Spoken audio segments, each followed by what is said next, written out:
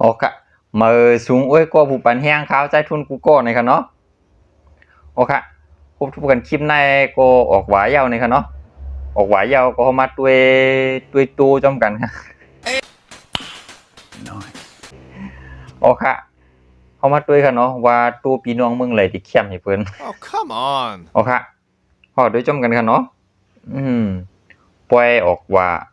เที่ยงตั้งนานนี่ก็เหลือ12ม้วนก็เพิ่นอัปที่เข้าเนาะตู้ก็เนาะยาวก็ปล่อยปีเหมือใต้เที่ยงโอเคตอนตัดคลิปนี้ได้ก็มาด้วยตู้ออกว่าก่อน ว่าตู้ปีน้องเมืองไหลที่เข้มหรือสีเปื้อนในค่ะเนาะโอเคพบความมากันด้วยจำกันค่ะเนาะ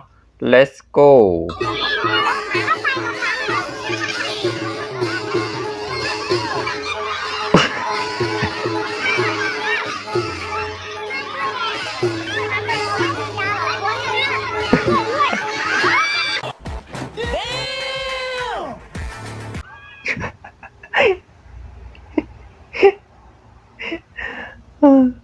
ตู้พี่น้องเมืองไหลเดี่ยมฮู้กันเนาะ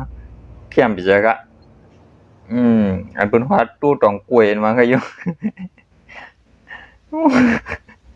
เพิ่นไปย้ำหันตู้ตองกล้วยก็ตู้ไว้กันเลยนะปอปอยปีเหมือใต้จะในรู้อยู่จ้างเอากักขี้เปิ้นเอาคันนะ กล้วยก็รู้เอากวนอันหมออินข้าวน่ะตู้ตองกล้วยข้าก็ไปย่ำฮันนี่ปองเอาค่ะนะ โอเคตั้งเผิงมีตู้ตองกุยพองดันนี้กันพองค่ะเนาะตั้งขาวแต่ข้ามไปย่ำฮันนี่ปอกค่ะเนาะตู้ตองกุยตั้งแต่เรียกพวกกุยอย่างนั้นไปย่ำฮันนี่ปอกค่ะย่ำฮันตู้มันเหมือนใส่เพียนไม่ค่ะเลยนะโอเคด้วยจำกันทางตู้ค่ะเนาะตู้ในได้ค่ะว่ามันเปียกไปเหรอครับปิดตู้จึงเดียมหูค่ะโอเคกันด้วยจำกันค่ะตู้พี่น้องมึงไหลเดียมหูเขาค่ะ let's go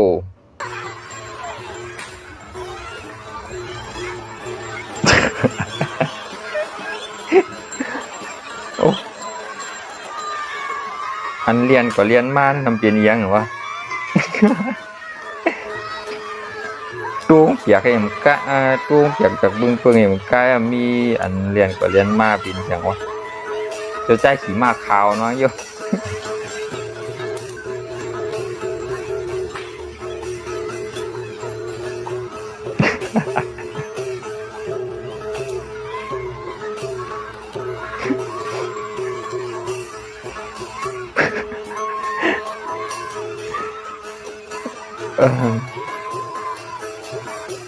ตู้ก็มีหล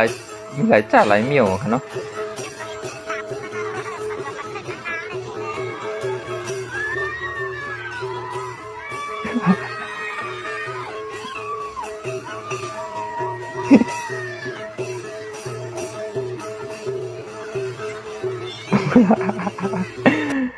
โอ้ครับ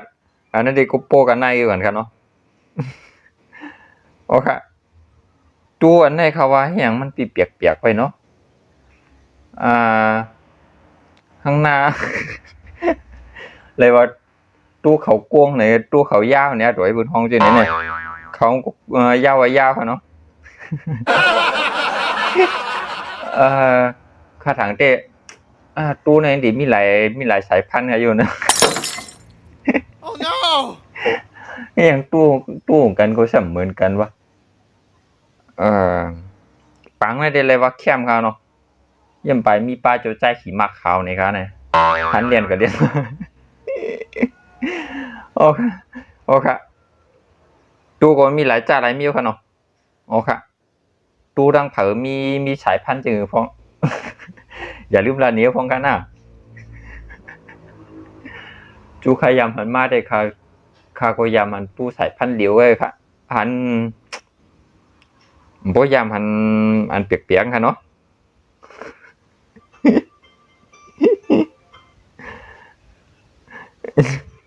โอเคเพราะฉะนั้นก็มา let's go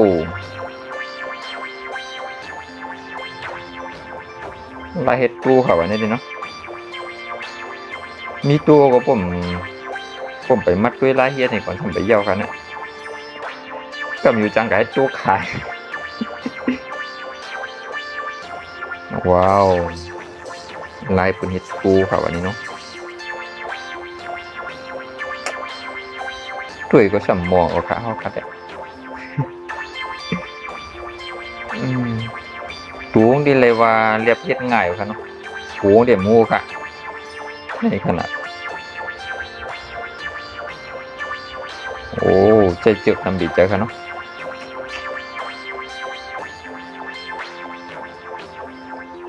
โอ้ผู้หลุยตู้ตองกล้วยได้ก็หลุตองกล้วยมาใส่ในก็เลยเนาะ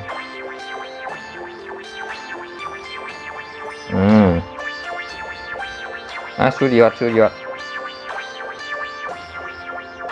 นี่นะ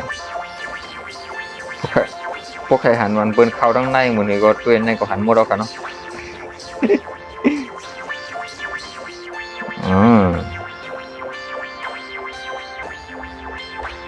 เอากับเข้าแล้วค่ะอ๋อบิดรูดตองกล้วยอย่างเอาคันนี้ก่อนเนาะกล้วยการนี่ก็มันก็เข้มผิวค่ะนี่แก